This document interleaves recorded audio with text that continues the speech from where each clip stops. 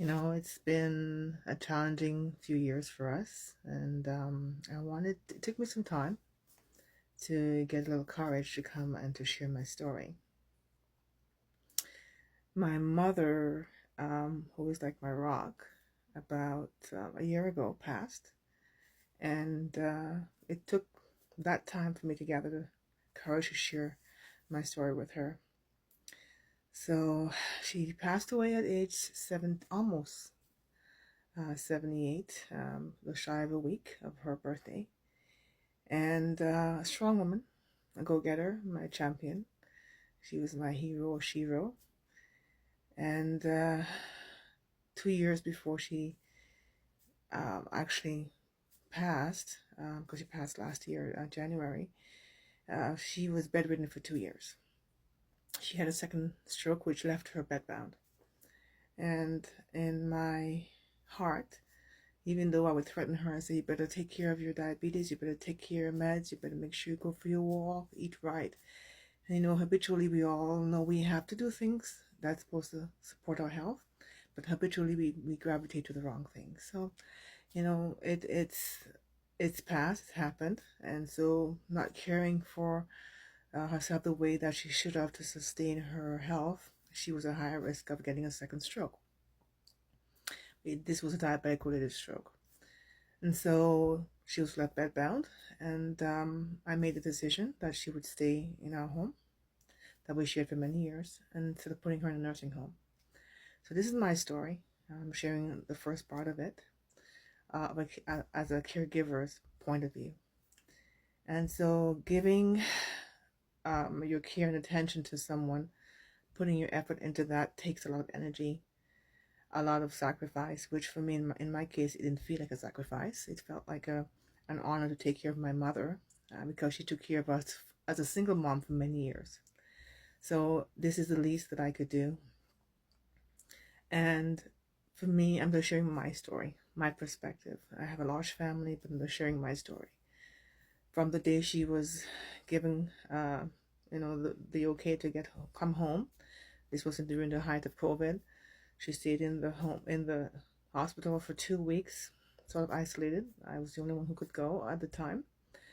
And so for 2 weeks every day, I would take that trip back and forth from Ajax to Oshawa, which is our hometown, to the nearest hospital that dealt with stroke victims or stroke patients, sorry. And in this situation, I realized that we have to do something. So we got the home ready, converted our family room into a bedroom because we have stairs. We got the hospital bed.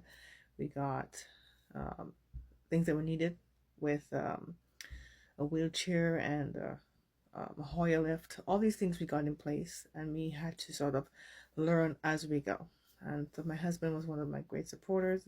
I have a cousin who lives with us here. So it's sort of like, you sort of pick up the baton and you just know what you have to do. Because in my mind, there was no way that I would ever put my mom in a nursing home, because I know she would have an earlier death. She thrives on family, togetherness. She thrives on people around her, and that makes her happy. So if she's isolated by herself in a nursing home, although they may be great programs and great establishments, I didn't want that for my mom. So I'm sharing this with you, a few little tidbits that I've learned on the go. I did have some support through some programs that we were part of in the Durham area in Ontario, and very thankful for the care that we got. We got some assistance with the PSW program that we had, even though it was a limited amount of hours. I'm very thankful for those. But we had to learn on the go. I had to learn on the go of what to do. I keep saying we, but really it's just we're a family. So, but the most of the care came from my hands. And so when she was brought home, she couldn't move. One side of her body couldn't move, and this hand, the right hand, was totally in this position for a long time, and the hand was curled up. And eventually got the hand to straighten out, and I'll share that with you at another time. We did exercises. The PSW assisted me. I taught them as I learned of what to do. Things that we experienced for the first time were muscle spasms, insomnia for her. So my mind being on high alert, not really sleeping deep sleep for those 2 years. Broken sleep. That's something that caregivers experience and I experience. And so I'm going to share little tidbits of things that you need to incorporate to take care of yourself whilst you're caring for someone. And sometimes we put ourselves on the back burner as we care for others. I will share other things and tidbits I've learned that may help you if you're in that same position. Please join, this conversation of maybe tips that you'd like to learn, or if you have questions on how you cope. And so I can share that with you, no problem. Share this with others if you find that this might be helpful to them if they're in the same situation or they know of someone who could be in a similar situation. But when she got home, for the first 2-3 weeks, not knowing that she's in pain and what the pain was, eventually speaking with her doctor, we got a few things to do to help her to alleviate some of the pains, and I learned certain things that would help us in the household. That is, as I say, we. So having the mindset of wanting to take care of a loved one, not knowing the magnitude of the work that is required to take care of a loved one, it's worlds apart.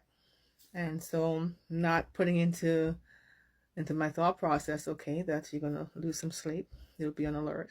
You have to change, bathe, care, feed, groom, exercise, stretches, making sure that she's taking her medication, checking her pressure, all these things, and keeping in mind that she's diabetic as well. So there were signs along the way, even though you speak to your parent, in the mindset of parents is that the child never quite knows everything. The mom or the dad always knows, right?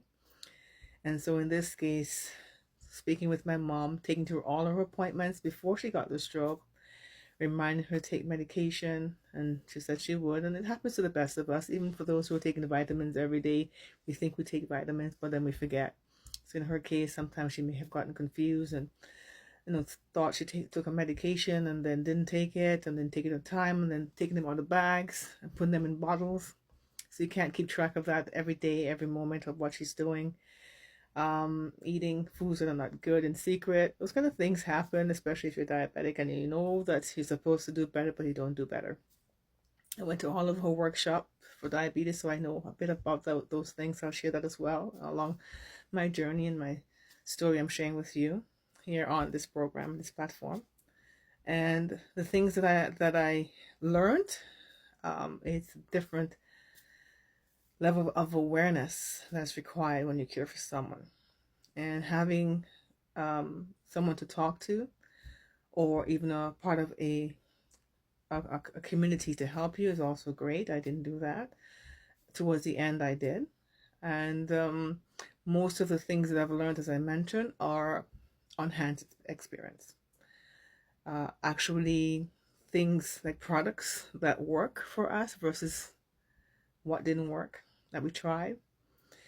Things like skincare, things like the pull-ons or the Depends, things like that. I say Depends, but that's just the brand, but you know what I mean. How to bathe her in bed without getting everything wet, in the family room, changing her, what we had to do. So I can show you how another video I'm doing of where we stationed everything, how it is today, but what it was like before. And so these are things I'll share along, the journey of me sharing my story with my mom. And the year just passed. January 14th, she passed a year ago. So it was tough. And I have my moments. I start talking about her and I try not to cry. So right now I'm trying not to. So I'll leave this with you, the ones that are caregivers, and those who are thinking about caregivers at home, or to spend your time with people who are in nursing home. It takes a lot, but be mentally prepared that it is worth it. It is rewarding, but it's also challenging. So I'll leave that with you, and stay in touch, put comments, put response, share it, and I'll share part 2 of this so that you'll be able to learn some more. Take care.